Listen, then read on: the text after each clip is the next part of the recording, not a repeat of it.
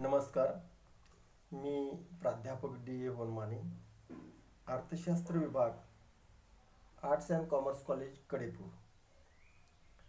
आजच्या व्हिडिओमध्ये आपण BA भाग 3 या वर्गातील सेमिस्टर 6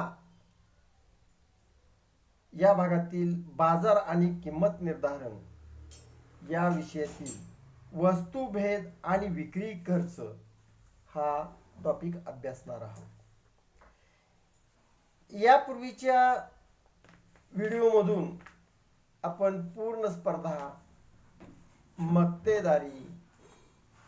मक्तेदारीयुक्त स्पर्धा या तिन्ही स्पर्धांचा अभ्यास केला. म्हणजेच बाजारात एकतर पूर्ण स्पर्धा आपल्याला पाहायला मिळत नाही, शुद्ध पूर्ण स्पर्धा आपल्याला पाहायला मिळत नाही, त्याचबरोबर शुद्ध मक्तेदारी अभ्यासायला मिळत नाही किंवा पाहायला मिळत नाही. वास्तविक पाहता पूर्ण स्पर्धा आणि मक्तेदारी या दोन्हींचं मिश्रण असलेली किंवा दोन्ही लक्षणं ज्या स्पर्धेमध्ये दिसून येतात अशी मक्तेदारीयुक्त स्पर्धा आपल्याला बाजारपेठेमध्ये आज वास्तवात दिसून येते. आणि अशा या बाजारपेठांमध्ये कसं संतुलन निर्माण होतं हेही आपण अभ्यासलं. यामध्ये संतुलन होत असताना मक्तेदारीयुक्त स्पर्धेची जी वैशिष्ट्ये किंवा लक्षणे आपण अभ्यासली त्यामध्येच एक वैशिष्ट्य किंवा मक्तेदारीयुक्त स्पर्धेचं लक्षण वस्तुभेद आणि विक्री खर्च ही दोन्ही लक्षणं आपण अभ्यासलेली आहेत. ती थोडक्यात अभ्यासलेली आहेत. त्याचा विस्तृत अभ्यास आपल्याला या ठिकाणी या व्हिडिओमध्ये करायचा. म्हणजेच वस्तुभेद हे मक्तेदारीयुक्त स्पर्धेचं लक्षण आहे. त्याचबरोबर विक्री खर्च हे सुद्धा एक मक्तेदारीयुक्त स्पर्धेचं लक्षण असलेलं आपल्याला दिसतं. म्हणजेच या मक्तेदारीयुक्त स्पर्धेमध्ये मक्तेदार किंवा उत्पादक हा विविध मार्गांचा वापर करून जास्तीत जास्त नफा मिळवण्याच्या हेतूनं आपली वस्तू इतरांपेक्षा वेगळी कशी आहे, निराळी कशी आहे हे दाखवण्याचा प्रयत्न करत असतो. कधी कधी त्या वस्तूमध्ये अंतर्गत बदल करतो, तिची गुणवत्ता बदलतो. तो बदल कधी कधी खराही असतो. बऱ्याच वेळेला तो बदल काल्पनिक स्वरूपाचा असतो, नुसतं भासवून दिलं जातं. आपली वस्तू कशी चांगली आहे, हिचे उपयोग काय आहेत, ती वापरल्यास तुमचा फायदा कसा होईल या बाबी नुसतं त्याचं थोडंसं रंग, रूप, आकार, बाह्य वेष्टन, कलर, चव इत्यादी बदलून ती वस्तू थोड्याफार बदलाची आहे किंवा तिच्यामध्ये फरक आहे, इतरांपेक्षा आपली वस्तू चांगली आहे असं दाखवून दिलं जात असतं आणि वस्तुभेद हा केला जात असतो. म्हणजेच या ठिकाणी बघा, उत्पादक आपली वस्तू ही इतर विक्रेत्याकडून विकल्या जाणाऱ्या वस्तूपेक्षा कशी वेगळी आहे असे भासवण्याचा प्रयत्न करतो. म्हणजेच नेमका ही भासवत असताना कधी कधी आत्ता सांगितल्याप्रमाणे खराही अंतर्गत बदल करून आपली वस्तू कशी निराळी आहे, चांगली आहे, सुबक आहे, आकर्षक आहे, चांगल्या तिच्यासाठी कच्चा माल वापरला जातो, तंत्रज्ञान चांगलं वापरलं जातं, कुशल कामगार कामावरती नेमलेले असतात, वस्तूची बांधणी, आकार, मांडणी या सर्वांमध्ये नीटनेटकेपणा ठेवलेला असतो, ती वस्तू चांगल्या दर्जाची सुद्धा निर्माण केलेली असते. हा खरंच अंतर्गत बदल सुद्धा कधी कधी केला जातो. पण बऱ्याच वेळेला फसवणूक करून काल्पनिक स्वरूपाचा बदल करून सुद्धा वस्तूच्या पॅकिंगमध्ये फरक केला जात असतो. कधी कधी रंग, सुगंध यामध्ये बदल केला जात असतो आणि आपली वस्तू इतरांपेक्षा वेगळी आहे हे दाखवून भासवून ग्राहकांच्या माथी ती मारली जात असते. ग्राहकाला ज्ञान असतं वगैरे असं म्हटलेलं असतं तरी ग्राहकाला बाजारपेठेमध्ये जात असताना त्या वस्तूविषयी किंवा नवीन वस्तूविषयी नेमकं कशा पद्धतीचं त्याच्यातले अंतर्गत गुणवत्ता आहे त्याच्या बाबतीत जास्त अशी माहिती आपल्याला नसतेच. त्यांनी जाहिरातीत सांगितलेलं असतं म्हणून आपण म्हणतो हा तशा पद्धतीची ती वस्तू आपल्याला लाभ देईल, फायदा होईल अशी वस्तू आहे. प्रत्यक्षात ते वस्तू किती टिकेल, घेतल्यानंतर त्यांनी सांगितल्याप्रमाणे ती वस्तू आपल्याजवळ राहील का, वापरता येईल का आपल्याला, हे निश्चित त्याला त्याचं ज्ञान हे नसतं. पण असे या अज्ञानीपणाचा वापर करून घेऊन नेमकी भपकेबाज जाहिरात करून हा मक्तेदार आपली वस्तू कशी निराळी आहे हे सांगून देण्याचा प्रयत्न करत असतो. म्हणून काही या वस्तुभेदाच्या व्याख्याही केलेल्या आहेत. प्राध्यापक स्टोनियर आणि प्राध्यापक हेग यांनीही एक व्याख्या केलेली आहे बघा. ते म्हणतात की वस्तुभेद याचा अर्थ असा होतो की वस्तू काही बाबतीत निराळ्या असल्या तरी त्या सर्वस्वी भिन्न असत नाहीत. म्हणजे कसं, वस्तू वेगळी असं दाखवलं जातं फक्त, पण ती दाखवली जात नाहीत. उदाहरणार्थ आंघोळीचे साबण घ्या. किती प्रकारचे साबण असतात. हमाम आहे, लक्स आहे, लिरिल आहे, अनेक प्रकारचे साबण. आंघोळच करायचे, आंघोळ करताना लावायचे, पण त्याच्यामध्ये रंग, रूप, आकार असा थोडासा बदल केलेला असतो. जास्त काय असं अगदी बदलच होऊन आपलं मूळ साबणापेक्षा दुसऱ्या साबणापासून आपल्याला इतर काही लाभ मिळणार आहेत असं काहीच नसतं. पण थोडाफार फरक करून या ठिकाणी सर्वस्वी, आणि म्हणून म्हटलेलं आहे स्टोनियरनी की वस्तू काही बाबतीत निराळ्या असल्या तरी त्या सर्वस्वी भिन्न असत नाहीत. आणि अशी परिस्थिती म्हणजे वस्तुभेदामध्ये निर्माण केली जात असते. त्याचबरोबर टी व्ही किंवा मोटरगाड्या, पंखे यासारख्या अनेक बाबतीत हीच बाब आपल्याला दिसून येते. आणि वस्तू आपली इतरापेक्षा कशी वेगळी आहे, ती कशी चांगली आहे हे दाखवून देण्याचा प्रयत्न या वस्तुभेदाच्या परिस्थितीमध्ये केला जात असतो. दुसरी एक व्याख्या अशी केलेली आहे बघा. वस्तुभेद म्हणजे अशी विशिष्ट परिस्थिती की ज्यामुळे ग्राहक एका विक्रेत्याकडून वस्तू न घेता दुसऱ्या विक्रेत्याकडून त्याच किमतीला वस्तू घेतो व दुसऱ्या ग्राहकाकडून त्याचबरोबर दुसऱ्या विक्रेत्याकडून घेताना कधी कधी तो जास्तही किंमत देण्यास त्यास तयार असतो. कसं असतंय, सर्वसाधारणपणे या व्याख्येचा जर विचार केला तर जाहिरातीमुळं किंवा इतर काही वस्तुभेदाची माहिती या ग्राहकांना करून दिल्यामुळं ग्राहकाला वळवण्याचं काम या विक्री खर्चाच्या माध्यमातून उत्पादक करत असतो. आणि दुसऱ्याकडे जाण्याऐवजी तो ग्राहक खेचून आपल्याकडे आणण्याचा प्रयत्न या विक्री खर्चाच्या माध्यमातून उत्पादक करतो. मग त्याच्यासाठी आपली वस्तू निराळी कशी आहे, गुणवत्ता कशी आहे त्या वस्तूची, तुमचे काय फायदे होतील हे सांगत असतो. कधी कधी ती वस्तू जास्त किमतीला असली तरी ग्राहक घेतो. कारण कसं असतं, अंतर्गत गुणवत्ता जर चांगली असेल तर ती वस्तू घेणं, जास्त किंमत देऊन घेणं सुद्धा परवडतं. उदाहरणार्थ चायनीज कंपनीचा एखादा फॅन बाजारात असेल आणि इकडं चांगल्या क्रॉम्प्टन कंपनीचा किंवा उषा कंपनीचा फॅन आहे. आता हे फॅन 3-3, 4-4 हजार रुपयाला मिळतात, क्रॉम्प्टन कंपनीचा, उषा कंपनीचा. आणि चायनीज कंपनीचा फॅन हा 500-700 रुपयाला सुद्धा बाजारात मिळतो. मग आपण असा विचार करत नाही की 500-700 रुपयाचा फॅन घेऊया की 3,000चा 4,000चा फॅन कशासाठी घेऊया. या ठिकाणी 500 रुपयाचा फॅन किंमत कमी असली तरी जर जाहिरात करून, वस्तुभेद करून किंवा त्या ग्राहकाला जर माहीत असेल की ह्याच्यातल्या आतल्या बेरिंग खराब असतात किंवा बेरिंग चालत नाही, महिन्याभरात हा फॅन खराब होतो आणि महिन्यानंतर पुन्हा परत आपल्याला जो काय हवेचा लाभ आहे तो या फॅनपासून मिळणार नाही, हे एकदा ग्राहकाच्या लक्षात आलं की तो जास्त किंमत देऊन विशिष्ट कंपनीचा, क्रॉम्प्टन किंवा उषा कंपनीचाच चांगला फॅन घेऊन तो वापरण्याचा प्रयत्न करतो. म्हणजे अशा पद्धतीनं वस्तुभेद करून आपली वस्तू इतरापेक्षा कशी चांगली आहे, कशी टिकाऊ आहे हे भासवण्याचा प्रयत्न, हे दाखवण्याचा प्रयत्न, कधी कधी असं वस्तुभेद हा खराही असू शकतो आत्ता सांगितल्याप्रमाणे. म्हणजे अशा पद्धतीनं वस्तुभेद हा केला जात असतो. आता सर्वसाधारणपणे वस्तुभेदाचे प्रकार या ठिकाणी आपल्याला अभ्यासायचे आहेत. वस्तुभेदाचे वास्तविक पाहता 2 प्रकार या ठिकाणी असलेले आपल्याला दिसून येतात.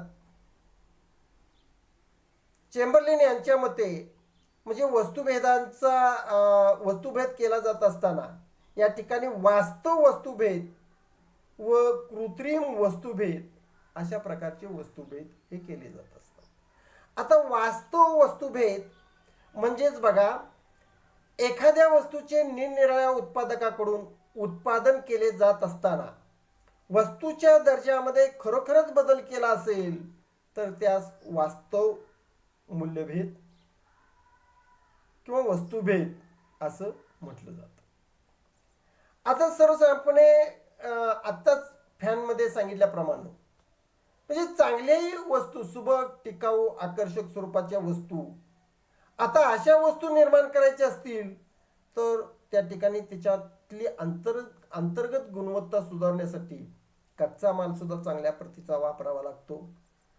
त्याच्यामध्ये कुशल, कार्यक्षम, माहिती असणारे कामगार सुद्धा नेमावे लागतात, नाहीतर वस्तू कशी तर ओबडधोबड तयार केली जाण्याची शक्यता असते. आणि म्हणून कार्यक्षम कामगारांचा वापर केला जातो.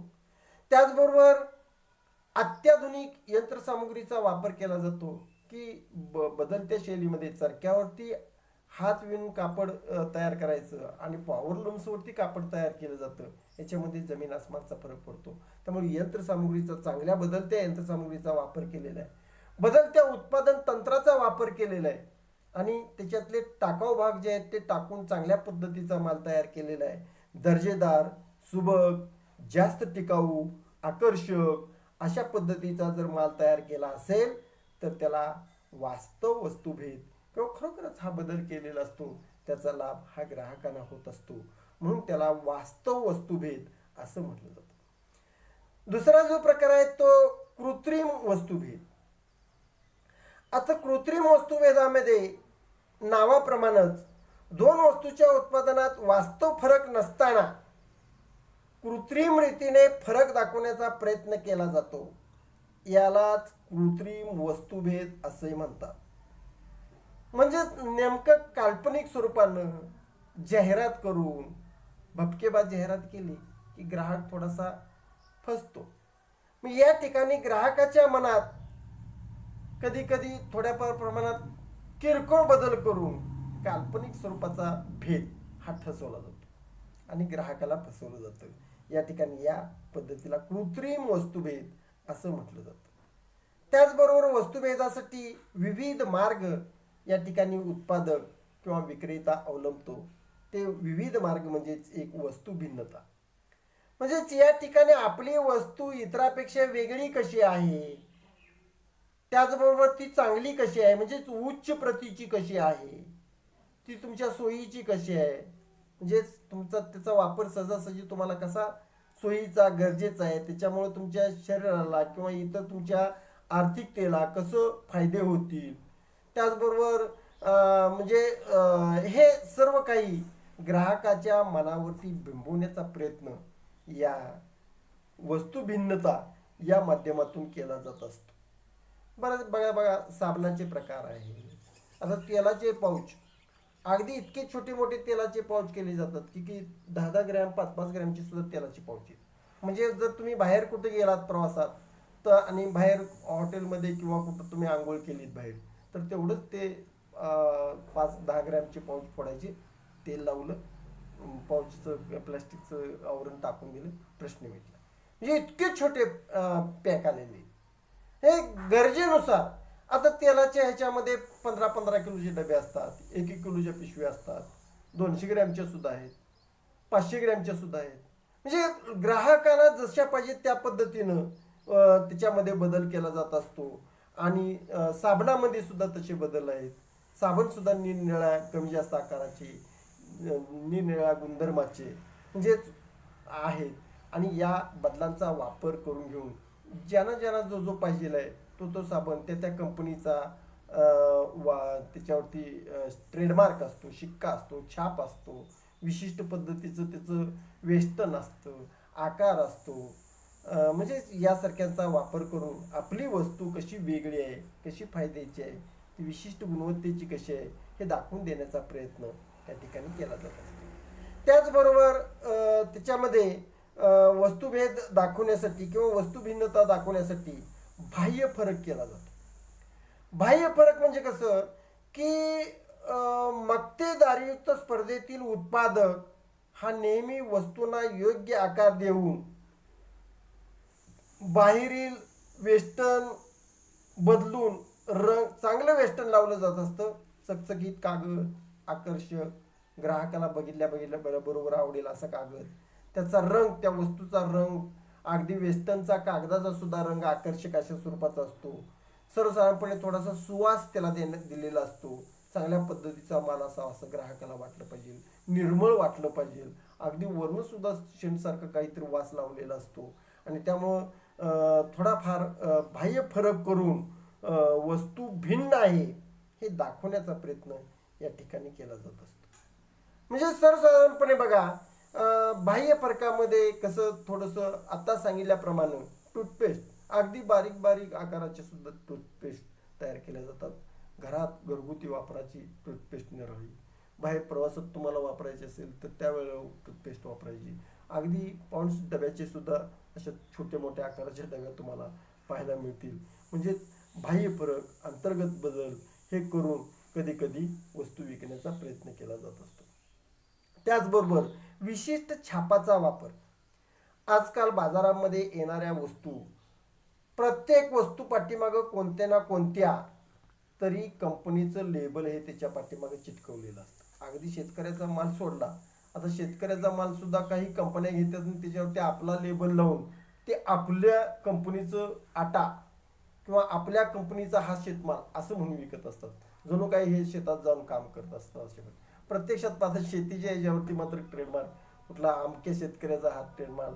आता त्याच्यामध्ये काही जाती ज्या आहेत आता या हायब्रिड जातीनुसार आलेल्या, त्याच्यानुसार थोडासा फरक केला जातो. गहू म्हणा, तांदूळ म्हणा किंवा इतर सर्व ह्याच्या बाबतीत तसं थोडाफार बदल करून विशिष्ट छापाचा वापर हा प्रत्येक मक्तेदारयुक्त स्पर्धेमध्ये हा केला जात असतो. त्यालाच, त्या छापालाच आपण ट्रेडमार्क असं म्हणतो. आणि मग तो विशिष्ट ट्रेडमार्क असला की वस्तू डोळं झाकून घेतली जात असते. उदाहरणार्थ गोदरेजचं कपाट म्हणलं की लोक डोळं झाकून घेतात.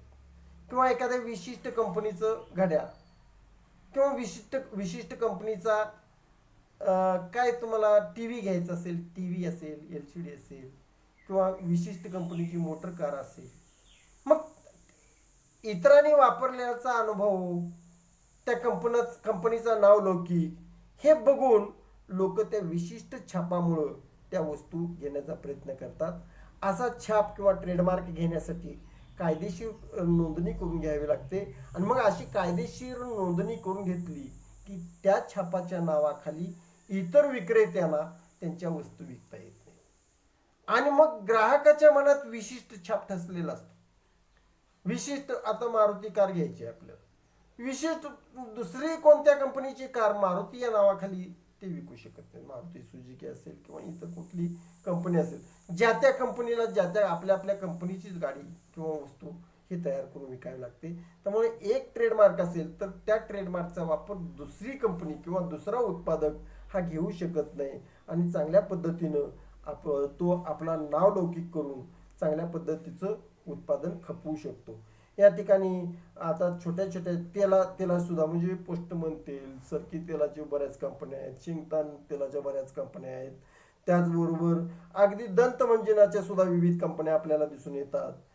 शेतीमध्ये जे पाईपलाईन लागते त्या पाईपलाईनच्या सुद्धा विविध कंपन्या आपल्याला दिसून येतात.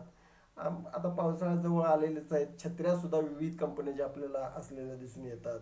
खतं शेतातली विविध कंपन्याची, ट्रॅक्टर्स आहेत, मोटर गाड्या आहेत, स्कूटर्स आहेत, सर्व काही अगदी फॅन म्हणा, फ्रीज म्हणा, ह्या सगळ्या विशिष्ट कंपनीचं नाव त्याच्यावरती असतं, ट्रेडमार्क असतो. आणि त्यानुसार त्या वस्तू तयार केल्या जात असतात. आणि ग्राहकाच्या मनावरती आपली वस्तू कशी चांगली आहे हे बिंबवण्याचा प्रयत्न आणि काहीतरी आपलं खास वैशिष्ट्य त्याच्यामध्ये दाखवून देण्याचा प्रयत्न या ट्रेडमार्कच्या नावाखाली केला जात असतो. त्यानंतर पूरक सेवांचा पुरवठा. मक्तेदारयुक्त स्पर्धेमध्ये कधी कधी पूरक सेवा पुरवल्या जात असतात. आणि पूरक सेवा म्हणजे काय, आता आजकाल आता कोरोनामुळे असेल सोडून द्या, पण जर तुमचं एक 4,000 5,000च्या पुढे तर तुम्ही साहित्य घेतलं असेल तर ते घरपोच करण्याची व्यवस्था केली जाते. म्हणजे पूर्वी आपल्याला बाजारात जायचं तर पिशव्या घेऊन जायचं, आता नाही. आता तिथंच काहीतरी प्लॅस्टिकचं पोतं वगैरे देतात, त्याच्यामध्ये त्या पिशव्यातून माल घ्यायचा, त्यांचा माणूस येतो किंवा गाडी येते, ती गाडीतून पोतं घरात आणून टाकतात आणि जातात. म्हणजे सर्वसाधारणपणे अशी पूरक सेवा दिली जात असते. म्हणजे याच्यामध्ये माल घरपोच कधी कधी पोचवला जात असतो, कधी कधी ठराविक काळासाठी वस्तूंची गॅरंटी दिली जात असते. म्हणजे ग्राहकांना असं संशय राहू नये, ही वस्तू चालेल का नाही, कशी चालेल, काय चालेल. मग ती वस्तू सर्वसाधारणपणे 2 वर्षासाठी, 3 वर्षासाठी, 6 महिन्यासाठी अशी तिची गॅरंटी, वॉरंटी, म्हणजे काही तिच्यामध्ये खराब झालं तर बदलून दिलं जाईल, दुरुस्त करून दिलं जाईल, अशा काही स्वरूपाचा लाभ दिला जात असतो. म्हणजेच पूरक सेवांचा पुरवठा उपलब्ध करून दिला जात असतो. त्याचबरोबर कधी कधी ग्राहकांना वस्तूबरोबर सुट्टे भाग सुद्धा दिले जात असतात. एवढंच नव्हे तर वस्तूवर तसल्या स्वरूपाची फ्री वस्तू दिली जात असते, वस्तूवर वस्तू फ्री. म्हणजे सर्वसाधारणपणे अशी सेवा उपलब्ध करून दिल्या जात असतात. कधी कधी मोटर गाड्या असतील, मोठ्या किमती वस्तू असतील तर बँक कर्जाची सोय उपलब्ध करून दिलेली असते, सुलभ हप्त्याची सोय उपलब्ध करून दिलेली असते, कमी व्याजाची आकर्षक सोय उपलब्ध करून दिलेली असते. म्हणजे अशा पूरक सेवांचा वापर करून ग्राहकांनी शक्यतो आपल्याकडूनच वस्तू कशी घ्यावी या मार्गाचा वापर करून या मक्तेदारयुक्त स्पर्धेमध्ये वस्तू विकली जात असते किंवा खास युक्ती सुद्धा याच्यामध्ये वापरली जात असते. आता या युक्तीमध्ये कसं सर्वसाधारणपणे करतात की कॅलेंडर देणे, मालाबरोबर कॅलेंडर द्यायचं, कधी कधी बक्षीस द्यायची, कधी कधी माल घेताना विशिष्ट किमतीचा 2,000, 3,000, 4,000 किंवा 2,000च्या पुढे माल घेतला तर तिचे लकी नंबर काढायचे, त्यांना कुपन द्यायचे आणि याचं नंबर काढणार आहेत, याच्यामध्ये तुम्हाला फ्रीज लागेल, टी व्ही लागेल, तुम्ही 2,000चा माल घेतला असला तरी.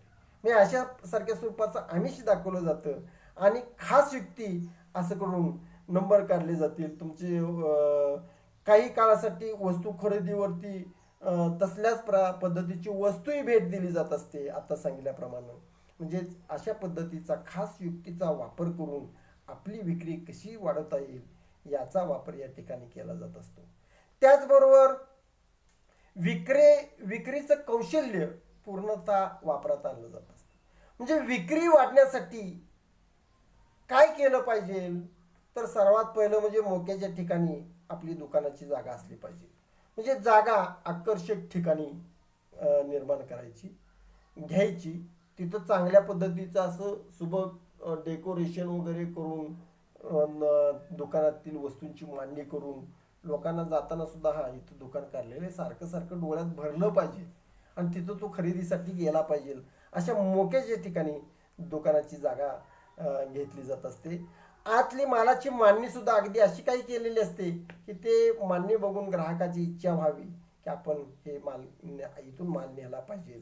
त्याचबरोबर विक्रीसाठी एखादा आकर्षक तरुणी अशा गोड बोलणारे, नेहमी हसतमुख असणारे, ग्राहकांच्या प्रती सौजन्य दाखवून ग्राहकांना गोड गोड बोलून त्यांना ही वस्तू घेण्यापेक्षा ही घ्या ना, चांगलं आहे बघा, ही चहा पावडर चांगली आहे, सर्वसाधारण अशा पद्धतीनं ग्राहकांना हे करून सौजन्य दाखवून जेणेकरून त्या ग्राहकाला प्रतिष्ठा वाटेल अशा पद्धतीने गोड गोड बोलून त्यांची कार्यक्षमता म्हणजे ते जे ठेवलेले असतात दुकानामध्ये नोकर वर्ग वगैरे ते आपली पूर्ण कार्यक्षमता वापरून या ग्राहकांना जास्तीत जास्त आपल्या या दुकानातून वस्तू कशा नेतील या पद्धतीचं विक्री कौशल्य वापरून जास्तीत जास्त विकण्याचा प्रयत्न केला जात असतो. दुसरा भाग म्हणजे वस्तूमध्ये सुधारणा. वस्तुभेद केला जात असताना कधी कधी वस्तूमध्ये सुधारणाही केली जात असते.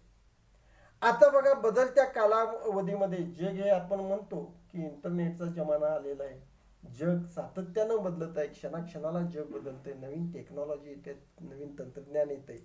मग या बदलत्या तंत्रज्ञानाचा बदलत्या टेक्नॉलॉजीचा वापर या वस्तूच्या अंतर्गत गुणवत्तेमध्ये काय केला जात असतो त्यालाच वस्तू सुधारणा असं म्हणलं जात असतं. म्हणजेच वस्तूमध्ये नवनवीन सुधारणा करण्याचा प्रयत्न या ठिकाणी केला जात असतो. चेंबरलेनला यातील तंत्रज्ञानातील बदल हे अपेक्षित त्यांनी धरलेले आहेत. म्हणजेच सर्वसाधारणपणे या बदलत्या परिस्थितीचा वापर करून, बदलत्या तंत्रज्ञानाचा वापर करून आता वस्तूमध्ये पूर्वीचं कापड आणि आत्ताचं कापड याच्यामध्ये फरक आलेले आहेत. त्याचबरोबर वस्तूचं बाह्य रूप, टिकाऊपणा, उपयुक्तता, गुणवत्ता या सर्वच बाबतीत बदल झालेले आहेत. चांगल्या पद्धतीचे सुबक, आकर्षक, तुम्हाला विशिष्ट प्रवासाच्या वेळेला सुद्धा सहज नेता आणता येतील अशा पद्धतीनं वस्तूमध्ये सुधारणा करून त्या वस्तू त्याची विक्री वाढवली जात असते. त्याचबरोबर कधी कधी जाहिरातही केल्या जात असतात. म्हणजे जाहिरातीचा मूळ हेतू काय, तर जाहिरातीचे दोन प्रकार पडतात. मूळ जाहिरात म्हणजे माहिती करून देणे, म्हणजे ग्राहकांना यामध्ये वस्तूची माहिती करून दिली जात असते. मग वस्तूची ओळख करून दिली जात असताना ती वस्तू कशी फायद्याची आहे, त्याचबरोबर तिचा वापर कसा करावा याचा, तिचे उपयोग कोणकोणते आहेत, वापर करताना कोणती काळजी घ्यायची, असे सारखी माहिती या जाहिरातीमधून दिली जात असते. अक्षरशः म्हणजे एकदा स्वेटर, दोन साधूंनी स्वेटर घातलेलं होतं. एक साधू तसाच बसलेला होता आणि एक साधू असा थंडीनं हालतोय असं दाखवलेला होता. आता दुसरा साधू का बसलेला होता, तर त्यानं परत दाखवलं की त्याच्या अंगातलं स्वेटर, आणि तशा पद्धतीचं स्वेटर पुन्हा परत लोकांनी कितीतरी पद्धतीची पूर्वीची आपली स्वेटर्स असताना त्या पद्धतीची स्वेटर्स घेतलेले आपल्याला दिसून येतात. कारण अशा पद्धतीनं ग्राहक हा त्याला माहिती नसलेली माहिती सुद्धा जाहिरातीच्या माध्यमातून होते आणि मोठ्या प्रमाणात मग अशा वस्तूंची खरेदी करायला तो बाजारात जातो. शेतकऱ्याची ही तसंच आहे. निरनिराळ्या खतांच्या माहिती दिल्या जातात, निरनिराळ्या औषधांच्या माहिती दिल्या जात असतात. कोणत्या वातावरणात कोणतं खत मारावं, औषध कोणतं मारावं, कोणते बी टाकलं असतात, तुम्हाला कशा पद्धतीनं कोणत्या मातीमध्ये कोणती बियाणं किंवा कोणती पिकं घ्यावीत याची माहिती जाहिरात करून दिली जात असते. आणि मग त्यानुसार मग सर्वसाधारणपणे अशी माहिती देण्याचा हेतू काही जाहिरातींच्या पाठीमागा असतो. कधी कधी प्रचारक नेमून, कधी कधी प्रसिद्धी माध्यमाच्या ह्याच्यातून, रेडिओ, टेलिव्हिजन यासारख्या माध्यमातून जाहिरात ही केली जात असते. त्याचबरोबर दुसरी जाहिरात असते ती म्हणजे मन वळवणारी जाहिरात. म्हणजेच या जाहिरातीच्या माध्यमातून ग्राहकांची मने वळवून त्यांनी आपल्याच दुकानातून वस्तू खरेदी करावी हा हेतू हा मन वळवण्याच्या पाठीमागे असतो. मग त्याच्यामध्ये आता उदाहरणार्थ निरमा साबण, त्याचबरोबर इतर काही पॉन्ड्स पावडर असतील, फिनोलिक्स पाईप असेल, त्याचबरोबर हस्ती पाईप असतील, म्हणजे यासारखी अशी जाहिरात, नवनवीन ब्लेडची पान, गृहउपयोगी वस्तू, ह्या अशी काही आकर्षक भपकेबाज आकर्षक केल्या जात असतात की त्या माध्यमातून गृहिणी सुद्धा आकर्षित होऊन आपल्या घरातील व्यक्तींना सांगतात की नाही नाही या कंपनीच्या अशा अशा वस्तू आणा, ही पावडर आणा, चहाची पावडर ही आणा, ती नको. म्हणजे सर्वसाधारणपणे कसं खमंगपणा आहे वगैरे, जास्तीत अगदी टेस्ट वगैरे कशी आहे हे न पिता सुद्धा जाहिरातीच्या माध्यमातून भासवण्याचा प्रयत्न या ठिकाणी केला जात असतो. आणि त्यामुळं सर्वसाधारणपणे ग्राहकाला त्या वस्तूची माहिती करून देऊन जास्तीत जास्त वस्तू खपवण्याचा प्रयत्न या ठिकाणी केला जात असतो. अशा पद्धतीनं मक्तेदारयुक्त स्पर्धेमध्ये वस्तूभेद हा केला जात असतो. दुसरी एक संकल्पना म्हणजे विक्री खर्च, सेलिंग कॉस्ट. म्हणजे विक्री खर्च हे सुद्धा मक्तेदारयुक्त स्पर्धेचं वैशिष्ट्य किंवा लक्षण असं म्हटलं जातं. या विक्री खर्चामुळं मागणी वक्राचे आकार बदलतात, स्थान व आकार बदलतात. कारण का, मागणीच एक असतं नेहमी. मागणी ही एक आपण विशिष्ट पद्धतीने मागणीच्या नियमानुसार किंमत वाढली की मागणी घटते, किंमत कमी झाली की मागणी वाढते. त्यामुळे मागणीचा वक्र वरून खाली डावीकडून उजवीकडे येणारा असा असतो असं म्हणतात. पूर्ण स्पर्धेच्या ह्याच्यामध्ये तो पूर्णतः अक्षाला आडवा असतो असं म्हणतात. पण या मक्तेदारयुक्त स्पर्धेमध्ये मागणीचा जो वक्र आहे तो वक्र या विक्री खर्चामुळं बदलू शकतो. त्याची लवचिकता बदलण्याची ताकद या विक्री खर्चामध्ये असते. म्हणून मागणी वक्राचं स्थान व त्याचा आकार बदलण्यासाठी केलेला खर्च म्हणजे विक्री खर्च होय, अशी त्याची व्याख्याही केली जाते. प्राध्यापक चेंबरलिन यांनी मक्तेदारीयुक्त स्पर्धेमध्ये व्याख्या करतानाच म्हटलेलं आहे की मक्तेदारीयुक्त स्पर्धेमध्ये विक्री खर्चाची आवश्यकता प्रतिपादन केलेली आहे.